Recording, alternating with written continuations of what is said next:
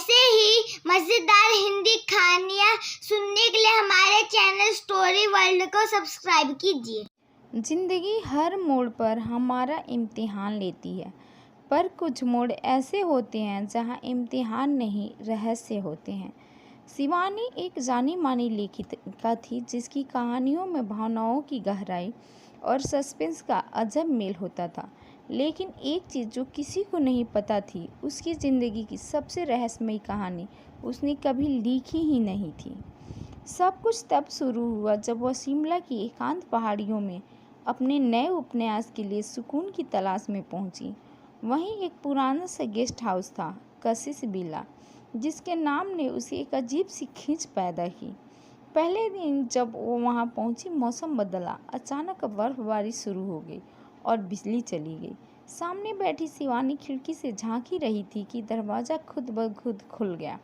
एक लंबा, धूप में झुलसा चेहरा, बिखरे बाल और हरे रंग की आंखों वाला अजनबी अंदर आया।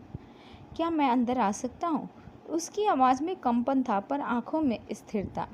शिवानी हड़बड़ा गई, लेकिन गेस्ट हाउस के केयर टेकर अर्जुन ने तुरंत पहचान लिया। ये आरव है, यहाँ करीब 6 महीने से रह रहा है। थोड़ा अजीब है मगर खतरनाक नहीं। पर शिवानी को उस रात नींद नहीं आई। आरव की आंखों में एक सवाल था, जैसे वो उसे जानना चाहता हो। अगले कुछ दिनों में आरव और शिवानी में बातचीत बढ़ी। दोनों अपने अपने जख्मों को छुपाते थे, लेकिन एक दूसरे की मौजूदगी उन्हें सुकून देती थी। एक दिन शिवानी ने आरव से पूछा, तुम यहाँ अकेले क्यों रहते हो? आरव ने मुस्कुराकर कहा, कुछ जवाब पाने आया हूँ, पर शायद सवाल ही भूल गया हूँ।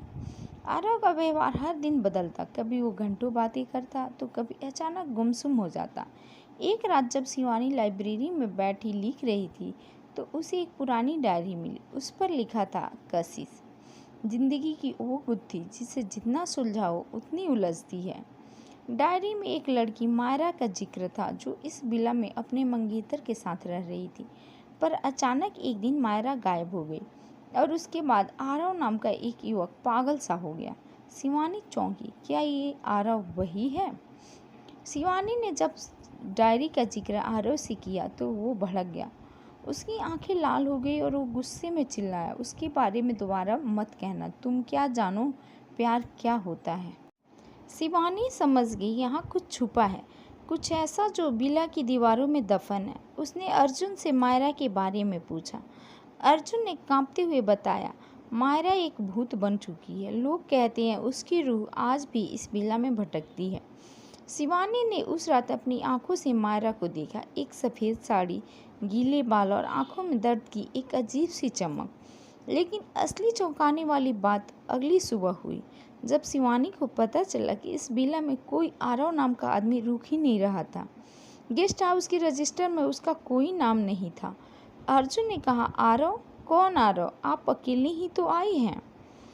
अब कहानी एक ऐसे मोड़ पर थी जहां सच और भ्रम की लकीर मिटने लगी थी। शिवानी को अब खुद पर शक होने लगा। क्या वो पागल हो रही थी, या फिर सचमुच किसी आत्मा के संपर्क में थी? वो दोबारा उस डायरी के पन्ने पलटने लगी।